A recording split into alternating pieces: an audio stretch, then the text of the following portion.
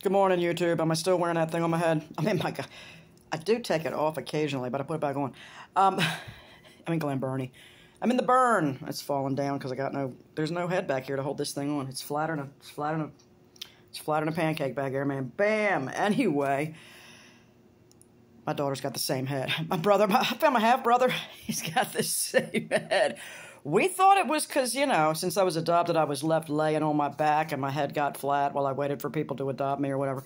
But that wasn't the case. It was genetically, we just have flat-ass heads in the back, like somebody hit us in the back of the head with a flat shovel. I think it's Polish. I don't know. That was the dude, the brother that was of the dad, the half-brother from the father. Anyway. And his head was flat, too. I cut his hair. I cut both my natural parents' hair once. They'll never get a better haircut. But anyway.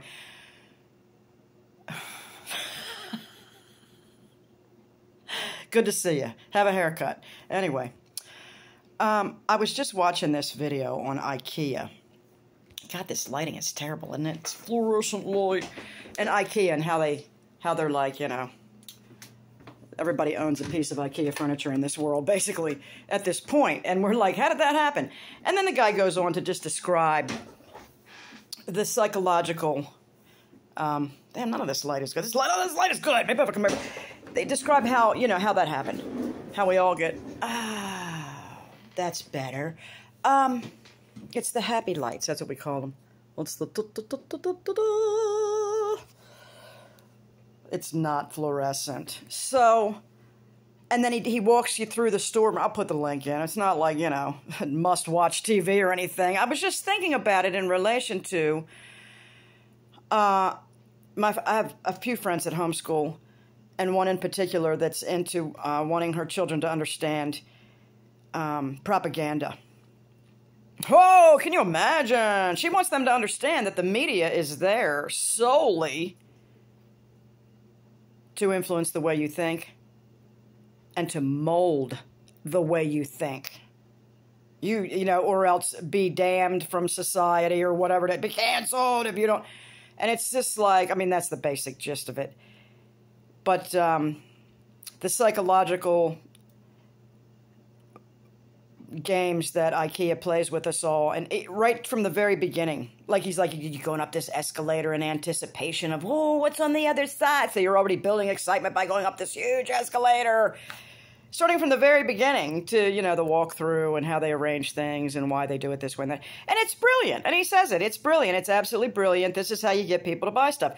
Because really, he compares it to the regular furniture store where you walk in and there's all these couches lined up and all this. It's like, well, see, some people don't there's few people that have, the interior design gene. I'm not saying extremely few, but most people that are out there shopping are not interior designers. They're like, they might know, I like that couch, but is it going to fit in the room? Or is it going to be too bulky looking? Or is it going to, they don't know. But if you go to IKEA, you've got all these rooms staged to where people that don't have that gift or that talent are going to be like, oh, okay, I see how it fits together. They'll have more of an idea. So it is not a bad thing that IKEA is doing this for consumers. It's a good thing in a way. In that regard.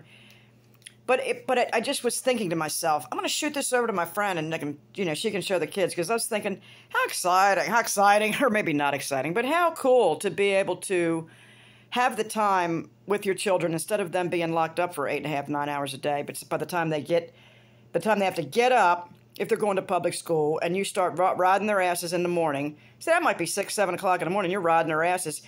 And then to the get ready, get at breakfast, get your homework done, get on the bus, or get in the car, I'm taking you to school or walk or whatever you do. Then they spend 6.5 to 7 hours there, then another hour. Imagine not having to, and then homework. Imagine having all day to sit down and be like, explain propaganda.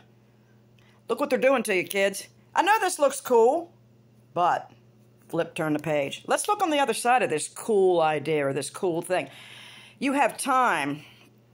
If you do, if you limit extremely a lot, the social media and media in general at this point is absolutely targeted to take children down the most ridiculous, stupid roads on planet Earth, including cutting their boobs and wieners off and everything else. My therapist sat here the last week. I did his hair. Well, he was my therapist. Now he's my client. Yeah, he's my client now. And he said, I mean, he used to rage. A few years ago when I used to see him, every now and then he'd get up and be like, Karen, can you be the therapist today? He didn't say that, but that's what he meant. He just starts getting on his soapbox and yelling because he knew he could trust me, because we've been around hanging out for 7 years, And he knows he can tell me this stuff that's bothering him, and I'm going to hear it. It's okay. Enraged about the trans agenda against the children. He was he still is. But at this point, he's like, Karen, it's unbelievably ridiculous what I'm putting up with, he said.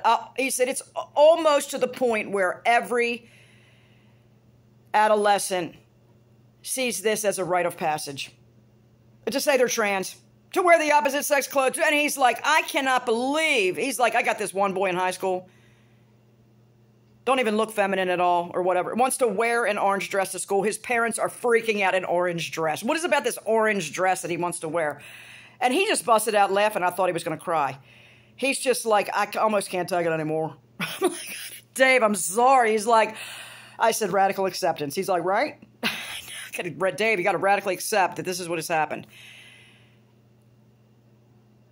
to the youth. Anyway, but I was thinking about the everything's propaganda, the advertising, the advertisement. I remember the Bewitched TV show when I was little, and the lady's husband was in advertising.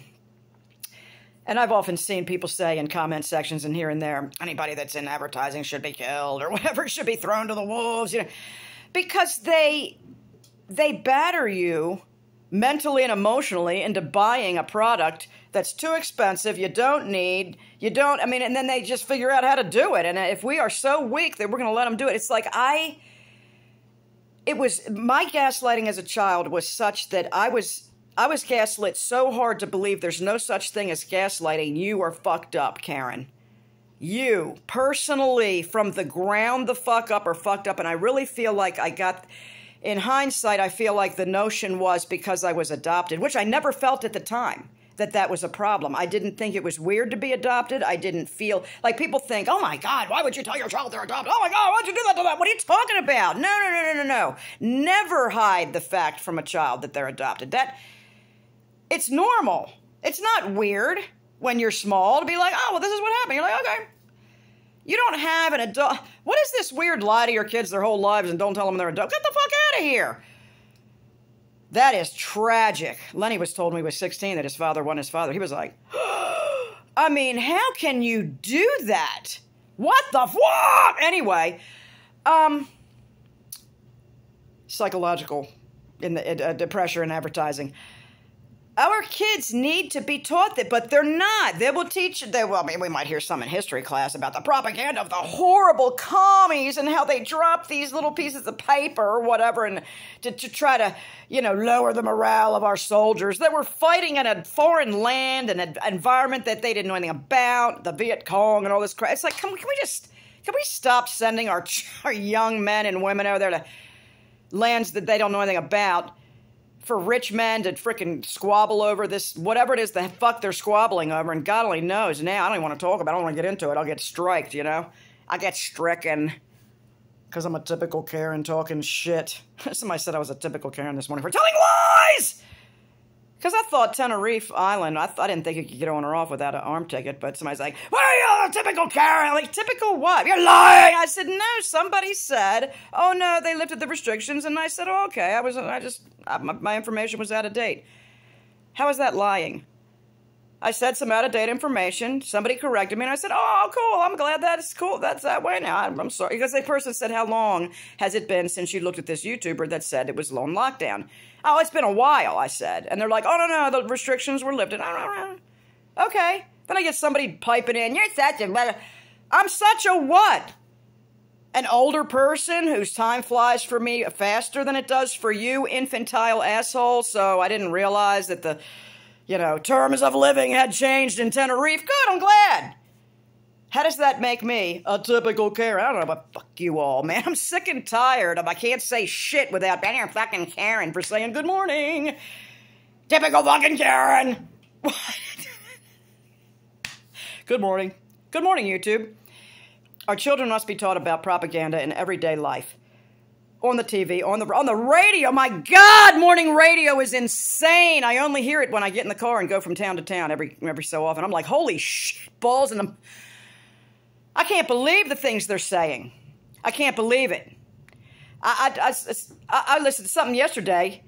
It was about this guy that choked this dude out for 15 minutes on a subway. This guy was going on morning radio about how this guy's no hero. He's a blah, blah, blah, blah, he's a fucking murderer. And I'm thinking, did we get the backstory of the guy that was choked to death? The backstory was that he ran around violent, crazy, insane, attacking, or whatever the situation was, had been arrested like 52 times for violence. It's like, is this guy ever gonna be fucking stopped? Yes, he did. Now the guy's gonna go to prison forever that stopped him or something like that. I don't know. I try not to pay attention. These stories break me. I cannot handle it anymore. How many of them are true? I don't know, but I cannot do the stories of people saving other people going to prison forever. What? What is wrong? What is going wrong here? Clearly, you know, the fox is running the hen house or some bullshit like that. I don't know, like guarding the hen house, something. All right, YouTube, let's have a great day. Let's teach our children about propaganda. Propaganda in advertising, especially the food and shit like that. And the toys that they don't need. Like, let me upload this little clip. I filmed it at Goodwill weeks ago. Let me upload a little clip of this dog with a total butthole wide open that's supposed to drop turds. That little toy dog, you can push a button and he's supposed to take a crap. I put the camera right up the ass of this toy dog. How does this stuff get through production? Then a couple years ago, they had the toilet and the poop and all this. I mean, what the for Christmas? Get this for your kids for Christmas. Where they're, you know, they playing with toy poop and stuff. Come on, gross, because they want us to eat our own poop. They want us to take human, they're probably already doing it, but human sewage and put it all over our fields or whatever. But yet we can't use animal manure, which they've been using for hundreds of years. No, that's not safe.